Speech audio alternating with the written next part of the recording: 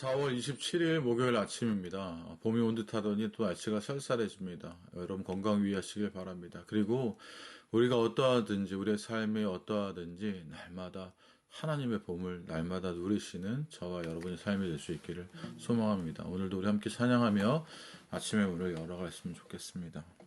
주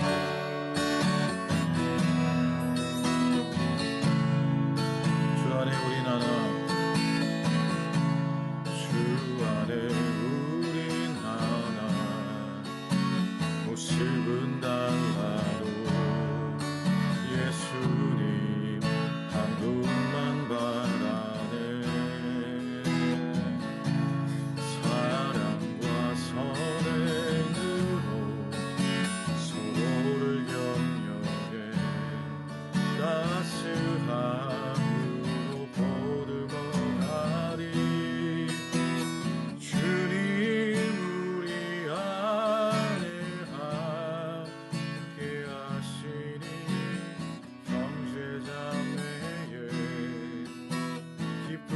슬픔 느끼네.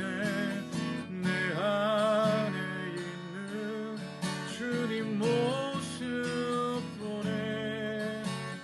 그분 기뻐하시네.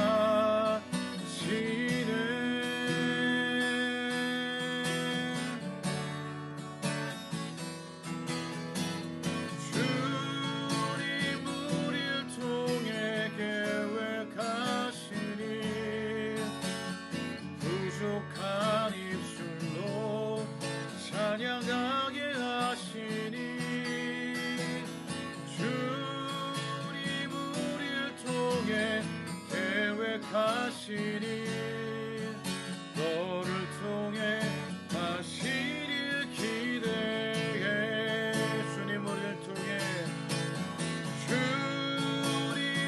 우리를 통해 계획하시니 부족한 입술로 찬양하게 하시니. 주님 우리를 통해 계획하시니 너를 통해 하시길 기대해. 우리를 통해 하시길 기대해.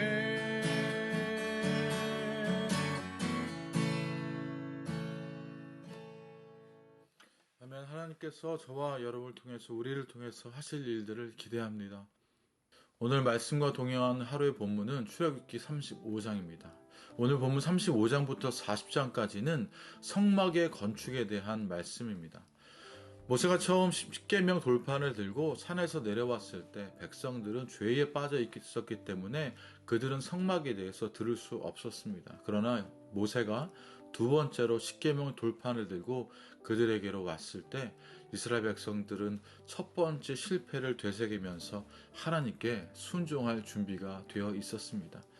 이제 하나님께서는 그들을 부르시고 다시 그들은 모여들었습니다.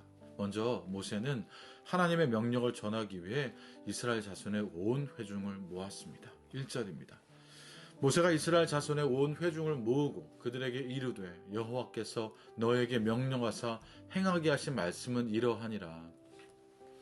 여기서 온 회중을 모으셨다라는 말씀은 하나님의 교회를 세우는 데 있어 어떤 사람도 소외됨이 없어야 함을 강조하고 있습니다. 하나님의 교회는 돈 많고 능력 있는 사람들이 세우는 것이 아닙니다. 모든 성도들이 각자의 역량과 마음이 모여서 세워지는 것이 바로 하나님의 교회입니다. 이어서 모세는 이스라엘 백성들에게 먼저 안식일 규례에 대해 가르칩니다. 2절과 3절입니다.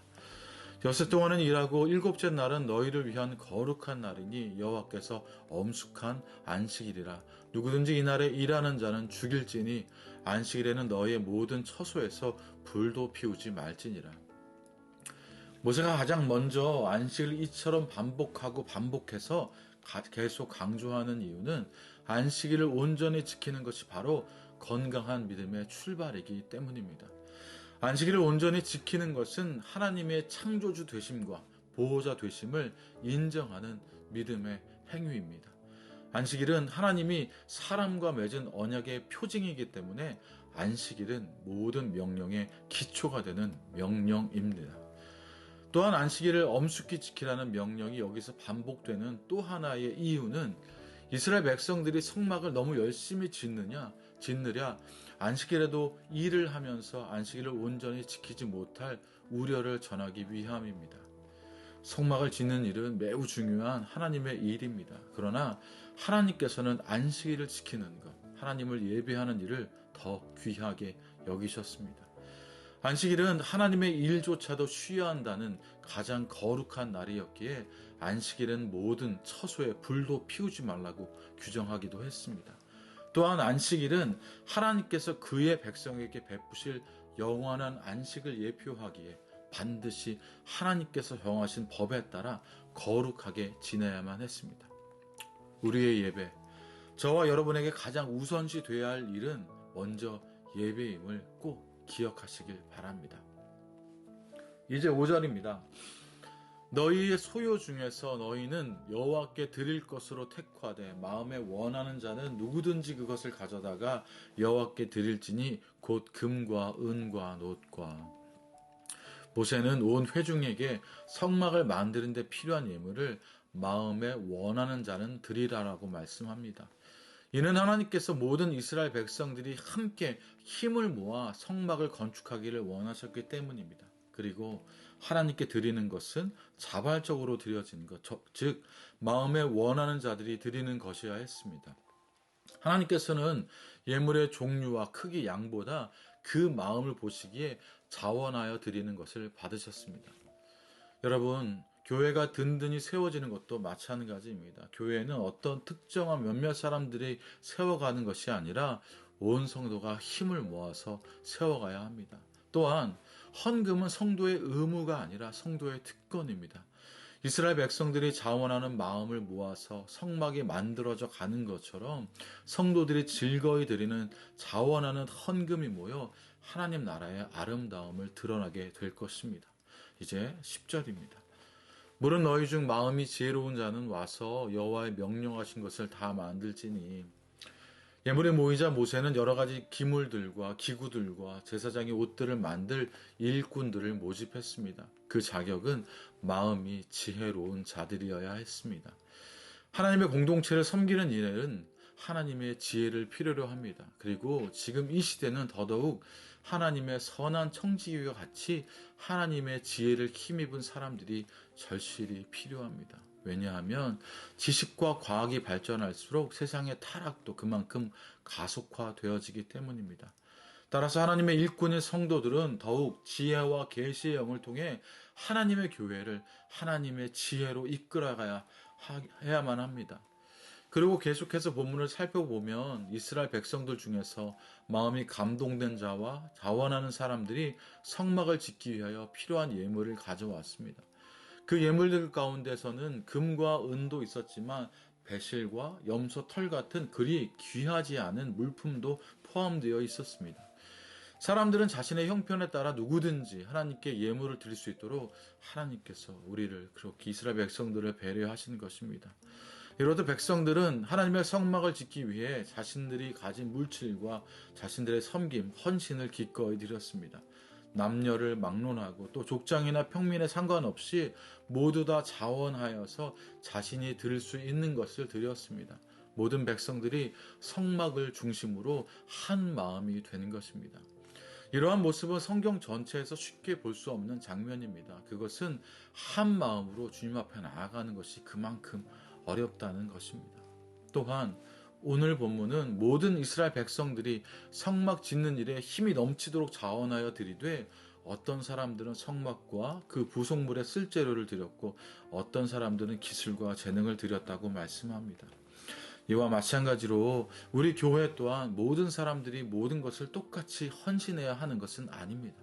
각자 받은 은사대로 각자의 역량과 능력에 맞춰 즐거이 드리는 자원하여 드리는 헌신이면 됩니다.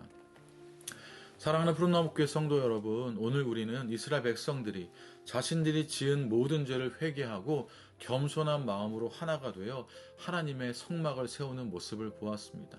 바라기는 푸른나무 교회가 오늘 말씀을 기억하면서 먼저 하나님의 구원의 은혜를 가슴 깊이 새기며 하나님의 교회를 교회답게 함께 세워가고 즐거이 드리는 물질과 감동된 마음으로 나누는 섬김을 통해 하나님 나라에 깊게 뿌리 내릴 수 있기를 소망합니다. 이 시간 함께 우리 기도하며 나아갑시다. 주님, 이스라엘 성막을 지어가는 이스라엘 백성의 삶들처럼 우리들 마음 가운데도 먼저 깊은 회개가 있기를 소원합니다. 그리고 온전한 순종이 있길 소원합니다. 그리고 교회를 만들기 위해, 교회를 세워가기 위해 즐거이 드리는 우리의 물질과 우리의 섬김이 있기를 소망합니다. 성령님, 날마다 우리를 가르쳐 주시고 우리 안에 하나님의 마음에 감동된 자로 우리가 지혜롭고 즐거이 주님 앞에 나아갈 수 있도록 주님 우리를 도와주십시오. 우리 그렇게 함께 기도하며 나아갑시다. 또한 지금 함께 기도하며 나아가기는 우리의 다음 세대들과 우리의 청년들을 위해서 여러분이 기도해 주십시오. 우리 청년들과 우리의 다음 세대가 하나님 보시기에 지혜롭고 순전한 자가 되어져서 성막 속에서 하나님의 아름다움들을 발견하고 또 아름다움을 드러내는 그런 믿음의 세대가 될 수 있게 달라고 함께 기도해 주길 부탁드립니다. 함께 기도하며 나아갑시다.